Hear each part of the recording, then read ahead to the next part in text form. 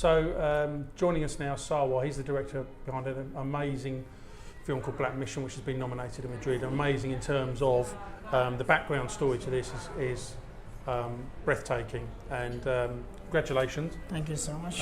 Lovely to meet you. Thank you for being here. Nice to meet you too. So you decided to film in Afghanistan. Yeah. Heavens above, this must have been a mission to film Black Mission. Can you tell us what drove you to make this and why you chose to go back to your home country to put this thing together and the trials and tribulations? Yeah, basically what is it?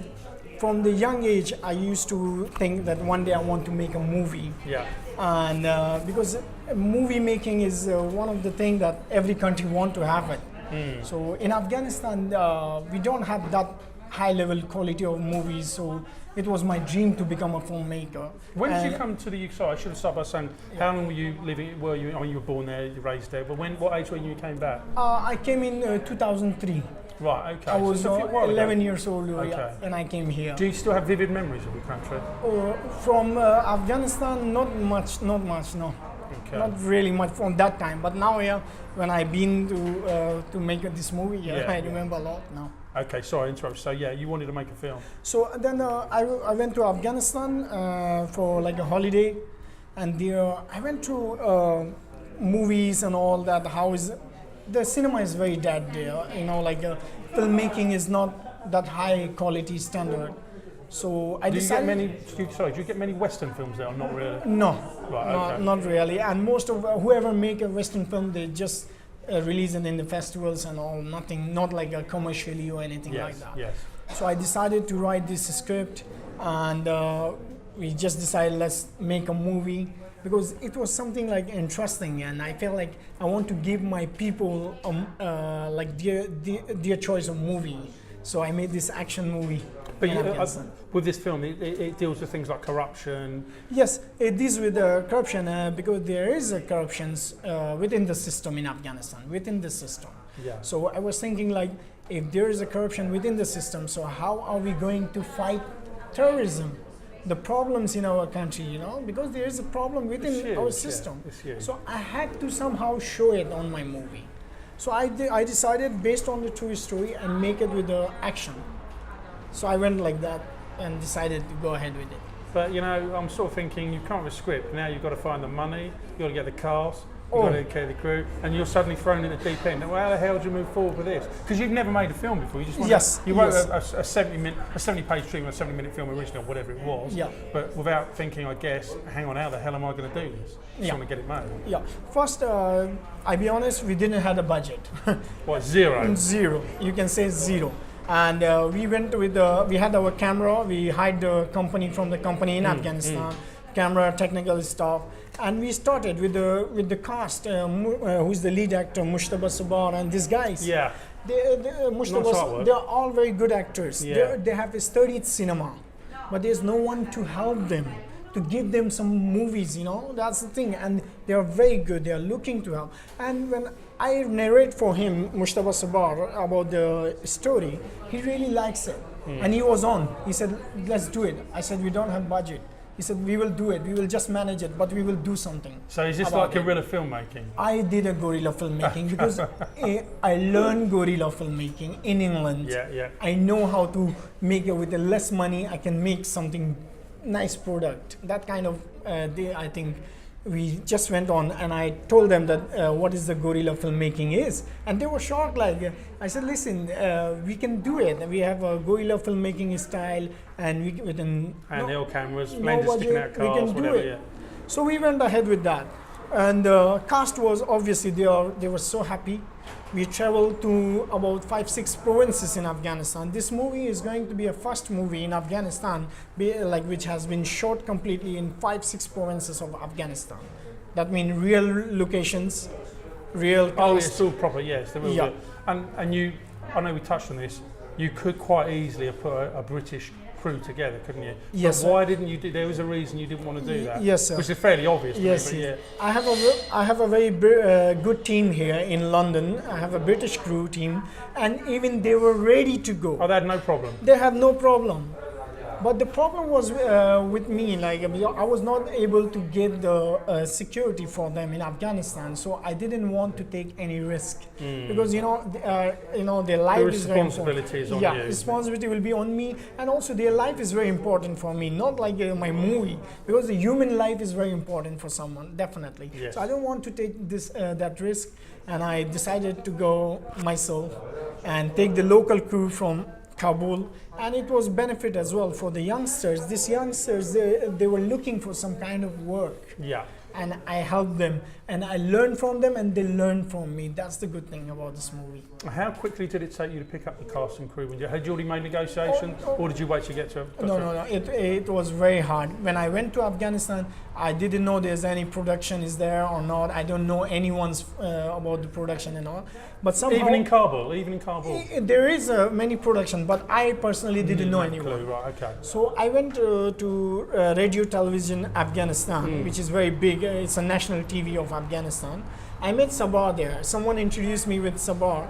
Mustafa Sabah, he's working at Radio Television Afghanistan. Is that him? That's Yeah, Mustafa. okay. They're all good-looking guys as well, annoyingly, aren't they? Very good-looking, hard-working, and they know about the cinema. They have studied cinema, fine arts. So they are very knowledgeable about filmmaking as well. So somehow he likes my script, and I asked him, how are we going to do it? He said, don't worry, I know how to, I have a connections and all. He's a very good location managing and production. So when you came to look, he was like, I know where to go. You know how to do it. Inside connections and where to get the locations. We have very good production. So we went on. So did you actually have a helicopter in this film? Is that just for the poster? It's just for the poster. No, but it's very gritty. I mean, I can see the way it's put together, like so the guerrilla filmmaking. Yeah. But there is a sound of helicopter. Oh, right, okay. In the Post-production, on the background, yes. Now, this was quite a hair-raising experience because you had to leave the country and come back to finish it. Yes. Apart from the fact you ran out of money as well. Yes. When I did, there was like a 2 schedule we did. We started in December. Yeah. Actual shooting, which was December, right? Yeah, okay. December 2014. So it's still quite. I mean, I don't know how hot. Is it quite cold by then or not? Oh, very cold. Like a -10, -15. It's snowing around Kabul and all other provinces. So we started from December 2014 till March 2015. Right. And that time we didn't have too much security issues and all that. But after that, I had to come to UK for some personal problems. Yeah. And then there I met Ajmal Mohammed, my producer. Yeah, he's a lovely guy. That time, he's a very lovely guy. Very good looking. Very good looking. And that time he didn't believe that I already started a movie shooting. Incredible. So I showed him some footages of my movie, that what we are doing, but now we are run out of budget and all. And he became very interested in it. He said, you have to finish this movie. He loves it. You've got to. Yeah. He became very, very involved in the movie, and he decided to involve himself. And then after that, we got some budget, and I came back to Afghanistan, Kabul. We started with the next shoot. So can I ask, at this point, I know we talked about this, it was meant to be a 70-minute feature. At what point did you think, okay, the only way we're going to finish is to cut 20 minutes out? Is it when you met him, or had you already decided? After meeting him, when I came to the Kabul, the situation was changed. For the worse? Yeah. It was the month of March. March is like a new year in Afghanistan. March month is a new year of Afghanistan. Right. And always there is a Taliban attacks, and security becomes so bad because it's the summer. In cold weather, they stay away.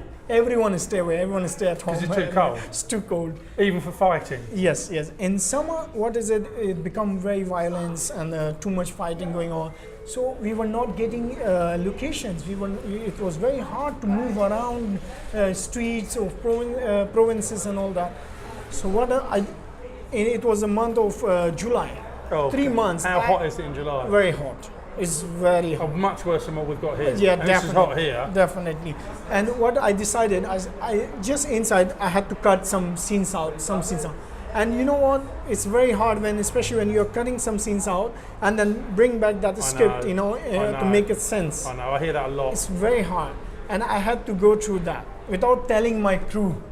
My team, because I don't want to disappoint them. It's upsetting. I know it's upsetting because a lot of filmmakers say to me, it's almost like it's your baby, and you're suddenly, for whatever reason, you've got to edit bits and pieces Definitely. out. So it must be bloody difficult. It was very difficult, but somehow what I showed in this movie, the beautiful location of Afghanistan. There's some very beautiful locations. Beautiful people of Afghanistan. People are very beautiful, very nice, very kind.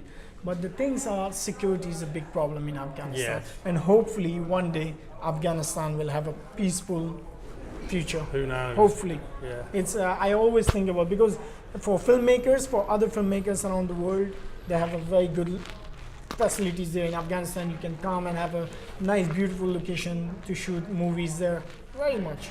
And it can help the economy as well. Of course it does, definitely. Yeah. So in terms of the footage that you had before you finished, in terms of runtime, how much more did you have to produce to finish the film? Well, we had to actually till now, I'll be honest with you, we had to spend like about another 10,000, 10 to 12,000 pound.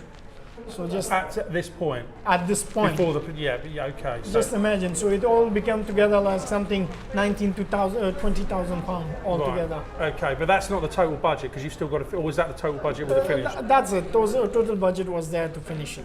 Are you happy with the end product? Well, I am. After all the problems you've been through cutting the film, the security issues, which we'll get onto in a moment. I mean, this could easily be a feature film. I know that. It could even be a series, I guess. But is it more a case of, with what you had, are you pretty happy with what you've achieved? I am pretty happy. Actually, in the end of the day, I finished the product. Yes. I made it. I completed it. Most of the other directors, some of them, for 2-3 years, they cannot complete it. But no, I did it, and definitely I want to show it to my people in Afghanistan, so they can watch it hopefully soon. But yeah, I did it. That's a great thing. And what about, give us an idea of the security issues you're talking about. What did you experience? Oh my God, I remember there was a 2 suicide attack. What, literally while you're filming? Actually, once we were filming, and once I was going to the location with Mushtaba Sabar, he was always there with me. So we were driving on the Parliament Road, Kabul Parliament, and there was a suicide attack on some politician. And all of a sudden... Was he killed? No. But there was some civilians killed. Yeah, but not politician. Politician is still alive, but civilians killed. That's the big problem in Afghanistan. Civilians get in the war. In terms of collaterals. It's they terrible. have nothing to do with the war, but still civilians are getting killed and all. And that time, what happened? All of a sudden, it's blast, boom, and I was driving the car. I drive myself in Kabul, and all of a sudden the windows cracked. And what, from the actual force of explosion? Yeah, of my car, because it was away a little bit. So, and my ears, I was like beeping for half an hour. Yes, the pressure wave. Yeah, I was like, what happened actually? I was feeling like that, and all of a sudden we had a shaking. Thank God it's just gone. And another location we remember, we were traveling from Pul Khumri, it's a province, to Samangan at night. Some people are waiting at night. At night. Nah. I've never been there, but I know I wouldn't do it. Our half of team were waiting for us at night to receive us in Samangan. So as we started traveling, there was a gunfire started. So we had to take a shelter in that village for one night.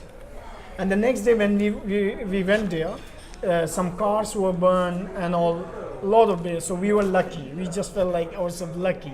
But in the end of the day, our mission was to complete this black mission. Your black mission was to complete black mission. Yes, definitely, yeah. Listen, thank you very much for your time. That's very Absolute pleasure to talk to you. No problem.